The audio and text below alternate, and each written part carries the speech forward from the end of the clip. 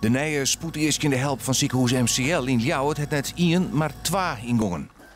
Deze ingang is met name bedoeld voor patiënten die laagcomplexe vragen hebben of naar de spoedeisende hulp moeten of naar de huisartsenpost. Die melden zich in principe hier en worden daar gescheiden van patiënten die hoogcomplexere vragen hebben. Die skiering werkt terug in de hele inrichting. Hier komt er een balie en maait door de vergriezing wordt te rekenen op een soort vlecht op een kooi.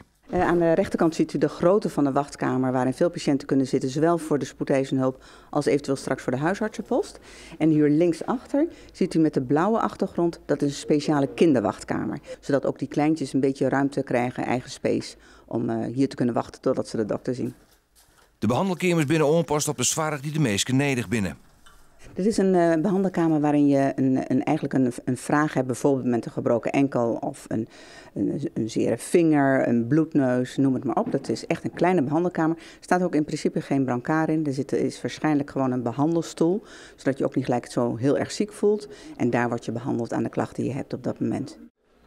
Maar als je grotere problemen hebt, kom je hier. Ik kom nu net lopen uit de acute kamer. Dat is een kamer waarin patiënten opgenomen worden die een groot trauma hebben. Dus een groot ongeluk, auto-ongeluk bijvoorbeeld. Of een reanimatiepatiënt, iemand die met hartklachten opgenomen wordt.